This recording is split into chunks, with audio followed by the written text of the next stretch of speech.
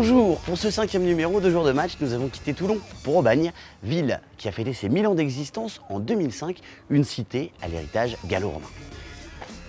Il avait du goût César quand même. Sauf que César à Aubagne, ça se dit plutôt César. Bah oui, Marius, Fanny, les personnages de Marcel Pagnol, ça vous dit quelque chose? Eh ben ils sont un peu nés ici comme leur créateur, puisque c'est un certain 28 février 1895 que naquit le petit Marcel. Quoi? Mais c'est bon, je vais le faire à ton sommaire. Quand tu me dis ça, tu me fends le cœur. Je te dis qu'il me fend le cœur. Bon, au sommaire du jour, Qatar-Colombie, puis également France-Côte d'Ivoire pour la première place du groupe A. La Côte d'Ivoire dont nous avons rencontré le sélectionneur Alain Guaméné, c'est notre interview grand format. Et puis comme tous les jours, le Titi Test, les coulisses du festival. Bon, tu joues ou quoi? Mais tout de suite, notre focus du jour consacré à la Côte d'Ivoire. Nous les avons suivis à l'entraînement et même dans le bus. Mais oui, coupe! Mais tu comprends rien!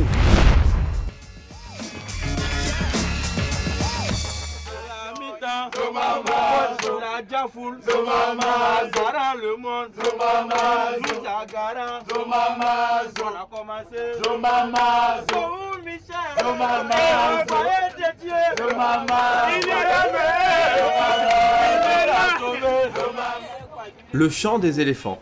Pas encore celui de la victoire, mais déjà celui de la qualification. À Toulon, les Ivoiriens le disent sans détour. Ils sont venus pour gagner et ils en ont les arguments. Une attaque florissante, marque de fabrique des équipes africaines, mais ce qui est nouveau, c'est une défense de fer. 5 buts inscrits lors des 2 premiers matchs pour aucun encaissé. La raison de cette efficacité inédite, le métissage. La plupart des joueurs de ce groupe se sont intégrés dans les championnats européens, plus adeptes de rigueur défensive.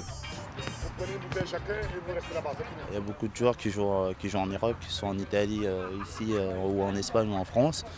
Nous apprenons tous beaucoup dans nos clubs respectifs, avec la rigueur défensive que nous avons dans chaque club, que ce soit en Italie, en Espagne ou en France.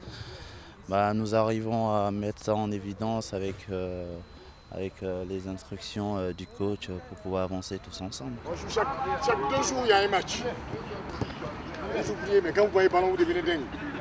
Le coach, c'est cet homme, Alain Guaméné, lui aussi formé à l'école du Vieux Continent. Son but, propulser pour la première fois de l'histoire du festival une équipe africaine en finale.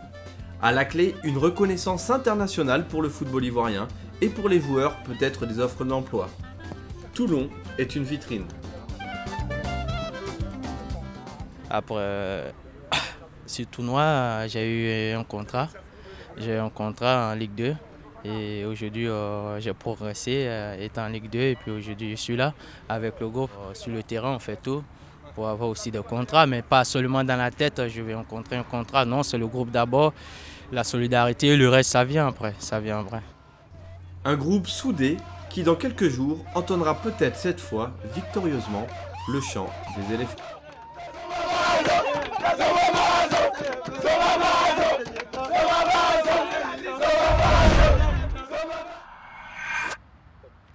De beaux organes la Côte d'Ivoire. Hein. Bon, sur quel rythme ont-ils dansé face à la France?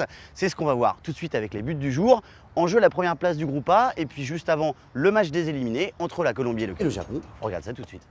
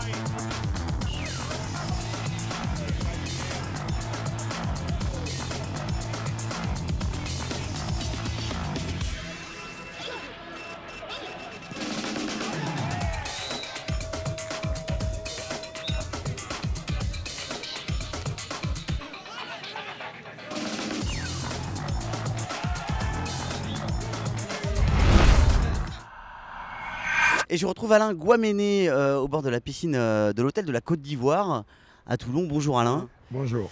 Alors, on va commencer tout de suite par le résultat. Alain, donc la Côte d'Ivoire qualifiée, c'est plutôt une bonne nouvelle. Est-ce que c'était clairement un objectif, je crois, avant de venir à Toulon? Oui, parce que quand tu joues dans ce genre de tournoi, c'est pour aller jusqu'au bout. Et quand tu viens au premier tour, tu rentres chez toi, c'est plus frustrant, quoi. Et là, on s'est dit, malgré le petit temps qu'on a eu pour préparer ce tournoi, il fallait arriver en demi-finale. Concernant les sélections de jeunes, pour la Côte d'Ivoire, ça ne vous réussit pas trop bien. La dernière expérience, c'était la Coupe d'Afrique des Nations en 2009 au Rwanda, une élimination précoce pour les juniors. À Toulon, aucune équipe africaine n'a fait mieux que la 3e place. Comment vous expliquez un petit peu ce manque de réussite des équipes de jeunes africaines et de la Côte d'Ivoire? C'est nous les premiers frustrés, parce qu'au niveau des jeunes, on n'a pas le résultat. On n'a pas le résultat en termes pas de qualité, mais des victoires. Oui, c'est frustrant. C'est pour ça que le challenge, il est magnifique. Aucun pays n'est arrivé en finale, jamais. On est toujours demi-finale, on est éliminé, et après il y a le match de classement qu'on gagne souvent. Et cette année, on a dit, on peut arriver en finale. Bon, en tout cas, on vous sent déterminé, Alain. On sent le groupe aussi tous unis derrière un seul objectif. Vous n'êtes pas découragé en fait, malgré le manque de résultats. Ça me fait penser à une phrase de Félix Houphouët-Boigny qui disait que le découragement n'est pas ivoirien. Qu'est-ce que vous en pensez? Oui, le découragement n'est pas ivoirien parce qu'on l'a toujours dit.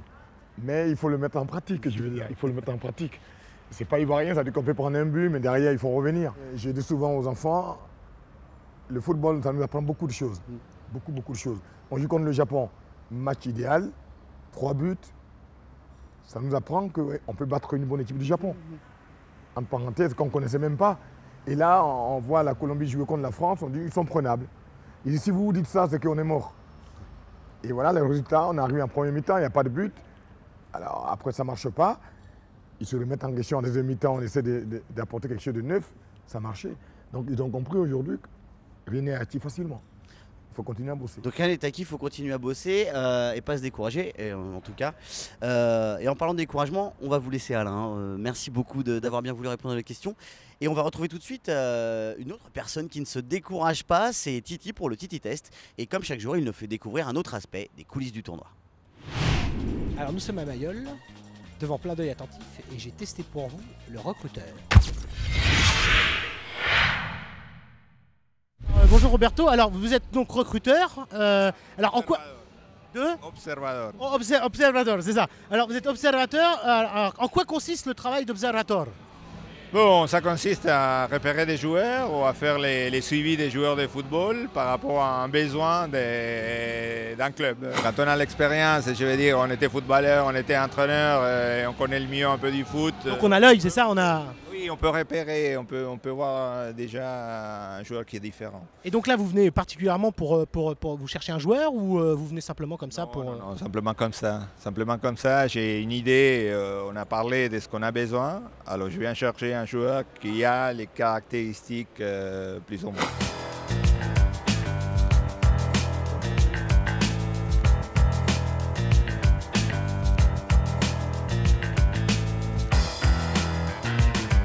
Pas mal celui-là, pas mal du tout. Excuse-moi, il est bien le mec en noir là-bas. Le mec, mais c'est l'arbitre. Ah ouais, je le voyais pas comme ça. Si vous cherchez des arbitres pour la saison prochaine, contactez Titi. Jour de match pour aujourd'hui, c'est terminé. Demain, nous serons au Lavandou. D'ici là, si vous voulez gagner ce superbe ballon dédicacé par les joueurs et les entraîneurs, envoyez un mail à jourdematch@hotmail.fr. Tu le veux le ballon toi Mathéo? Bon tant pis, mais sinon vous envoyez des mails.